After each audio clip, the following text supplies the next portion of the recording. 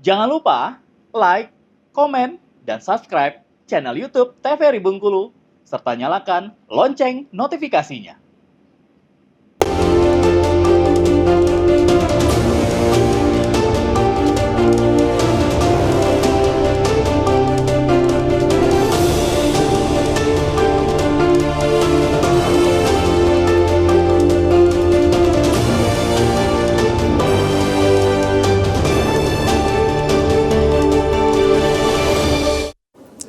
Terima kasih pemirsa, Anda kembali menyaksikan Berindo TVRI Bengkulu, dan tentunya terkait dengan tema hari ini, peran Kejaksaan melalui bidang perdata dan tata usaha negara dalam penegakan hukum keperdataan permohonan pengangkatan seorang wali anak yang belum dewasa.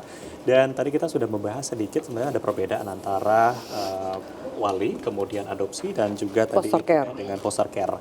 Nah, ini menarik terkait dengan pencabutan hak tadi ya, salah satu kasus yang disebutkan oleh Pak Panji sendiri. Ini sebenarnya seperti apa? Apakah masyarakat sendiri harus mengajukan atau mungkin dari Datun yang langsung turun, seperti apa skemanya? Iya, jadi memang sebagaimana saya jelaskan di awal tadi bahwa terkait dengan perwalian anak ini memang masyarakat itu belum aware lah ya bahwa Kejaksaan itu punya tugas pokok dan fungsi di bidang perdata ini, di mana mereka bisa melakukan pencabutan hak perwalian. Di pasal 360 KUH Perdata itu dinyatakan begini nih, pengangkatan seorang wali atas permintaan keluarga sedarah anak yang belum dewasa atas permintaan para kreditur atau pihak lain yang berkepentingan, atas permintaan Balai Harta Peninggalan, atas tuntutan jawatan kejaksaan ataupun karena jabatan oleh pengadilan negeri yang di daerah hukumnya anak itu belum dewasa bertempat tinggal.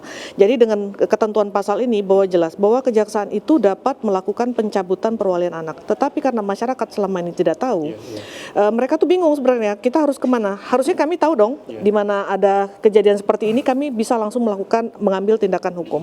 Tetapi karena keterbatasan personil, keterbatasan jarak, waktu segala macam, kita kan tidak semua tuh bisa kita susur satu-satu. Nah, di Jawa Barat saya sebenarnya sudah bikin satu aplikasi namanya Sistem Perwalian Anak, di mana semua masyarakat yang tahu, oh ada anak tetangga nih, bapaknya galak banget, itu bapaknya ternyata misalnya menghamili anaknya, tapi ibunya diam aja daripada nanti kita ada apa-apa. Nah, itu bisa melaporkan melalui aplikasi itu, nanti kami yang turun ke sana dan kami bisa melakukan cross check. Habis itu kami bikin penetapan, kami ajukan ke pengadilan, dan itu semuanya tanpa biaya. Karena itu memang sudah jadi kewajiban negara untuk melindungi masyarakatnya. Salah satunya untuk hak anak itu tadi. Iya, perlindungan anak tadi. Anak. Nah, kalau kita melihat kan di masyarakat saat ini seperti disampaikan tadi, masih banyak masyarakat yang awam dengan hal-hal seperti ini, akhirnya didiamkan gitu ya, dan tidak ada tindakan sama sekali. Nah, seperti apa kalau dari Pak Panji sendiri untuk kasus-kasus hal ini? Apakah nanti di Bengkulu juga akan ada nih si wali dan lain sebagainya, mungkin dengan program-program yang hampir sama nih? Sebetulnya tugas kami yang paling utama sekarang itu adalah sosialisasi dulu ke masyarakat. Dari sekedar masyarakat yang buta hukum atau mulai mengerti, menengah, atau bahkan sudah mengerti. Tapi apakah aware di situ? Walaupun kita berpendidikan tinggi, belum tentu juga kita peduli. Ini makanya di kegiatan perwalian kami yang kami ajukan kemarin, Bukajari juga berinisiatif pada waktu itu untuk bertemu dengan Ketua Pengadilan Agama, dan berdiskusi, dimungkinkan nggak ketika nanti baca penetapan nanti, ketika ini sudah selesai, di ruang publik, di ruang sidang terbuka, yang mana kami juga mengundang stakeholder terkait, dari dinas sosial, dari para ketua LKSA, dan beberapa tokoh-tokoh masyarakat. Intinya nanti dan desa ya terutama. Jadi dari situ nanti juga mensosialisasikan loh, ada fungsi di Datun, di Kejaksaan, dan seperti apa sih prosedurnya. Mungkin dari Pengadilan Agama juga nanti juga akan bilang, oh ternyata prosedurnya pun harus melalui mekanisme, tidak ujuk-ujuk kita daftarkan langsung diterima, belum tentu juga. Karena kita juga harus mengecek keabsahannya lain-lain sesuai peraturan perundang-undangan. Oke, nah kalau sejauh ini seperti apa? Mungkin kalau melihat dari masyarakat dengan sosialisasi yang diberikan oleh teman-teman dari Kejaksaan, terutama dari Datun sendiri, terkait dengan bagaimana pentingnya gitu ya untuk hal ini. Salah satunya dengan perwalian. Tangga pertama yang pasti banyak kan kaget karena oh ternyata itu ya, terus ternyata oh iya juga ya, anak kalau terlahir seperti tadi tumbuh ternyata tidak ada identitas. Terus siapa nanti yang akan ada urusan apapun tentang si anak, siapa yang akan bertanggung jawab? Karena siapa yang tahu potensi anak tersebut? kalau mungkin nanti anak tumbuh populer misalnya, jadi punya potensi dengan segala prestasinya, mungkin nanti banyak tuh yang mengklaim, oh ternyata dia masih saudara saya. Tiba-tiba ada yang mengaku-ngaku sebagai saudara, oh saya omnya sebetulnya. Padahal pada saat dulu tidak ada yang mengaku. Lalu Tidak tercatat secara administratif gitu ya. tidak tercatat. Tapi kalau dia si anak nanti dapat bantuan, ternyata dapat hadiah, hibah atau dari apapun nanti pada si anak, siapa nanti yang harus mengurusnya ketika si anak tersebut masih kecil?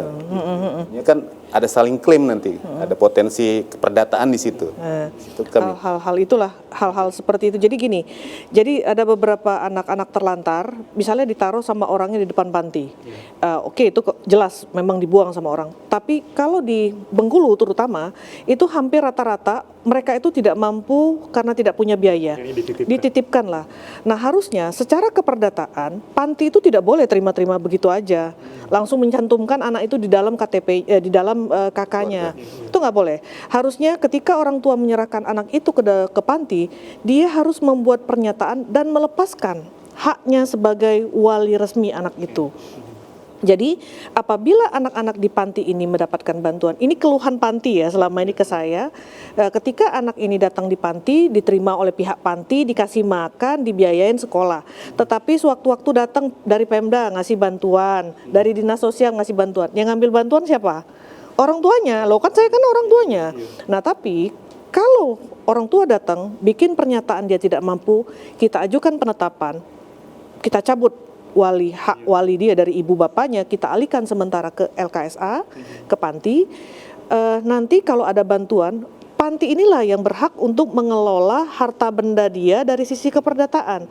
Orang tua tetap orang tua, tetapi untuk sementara orang tua itu tidak mampu atau tidak cakap. Jadi walinya itu kita alihkan ke pihak panti. Jadi tidak ada lagi keributan. Jadi permasalahan yang terjadi selama ini, pihak panti itu selalu ngerasa gini, lah ini seluruh bantuan diambil sama orang tuanya, yang nyekolahin anaknya kita, yang ngasih anak makannya kita. Gitu. Nah anaknya dititipkan. Nah hal itulah untuk mengatasi hal tersebut, saya ngomong dari pihak panti, kalian itu harus secara legalitas, bukan cuman kemanusiaan. Karena apa?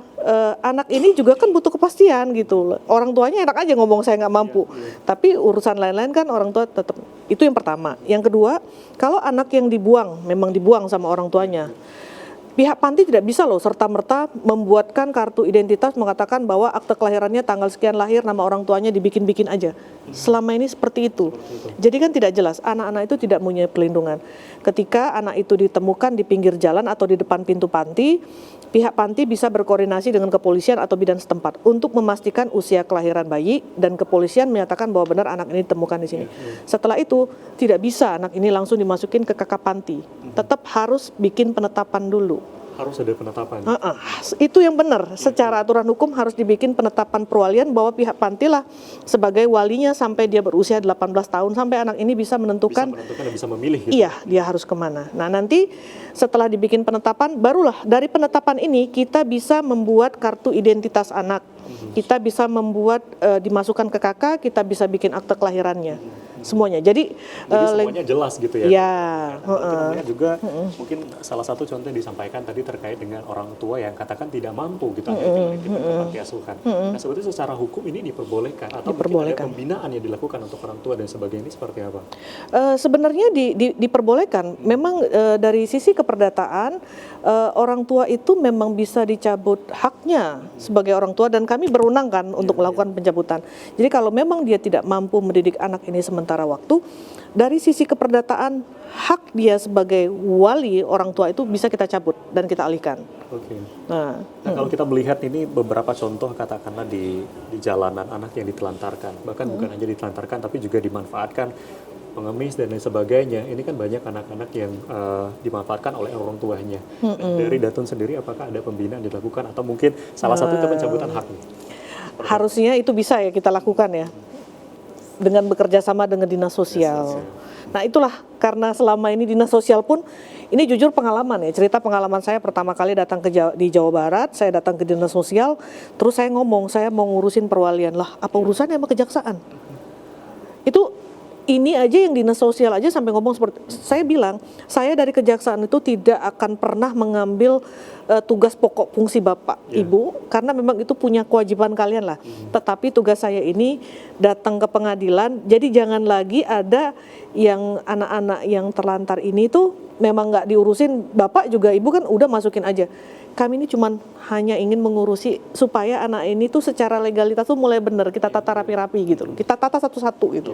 Karena pada intinya kalau kita melihat di masyarakat sendiri, apalagi masyarakat awam gitu, tahunya ya ini urusan dari dinas sosial. Iya. Gitu, seperti itu. Jadi mungkin ini yang perlu kita sosialisasikan kepada Iya, masyarakat. berarti boleh deh nanti kita kolaborasi ya dengan dinas sosial ya, kita cabutin orang. Kolaborasi. Oke, kita akan break terlebih dahulu, nanti kita lanjutkan kembali. Dan pemirsa TVRI Bengkulu, nanti pada segmen selanjutnya kami mengundang Anda untuk dapat berdialog interaktif bersama kami di telepon TVRI di 081110132110. Sekali lagi di 081110132110. Kami tunggu partisipasi dari Anda.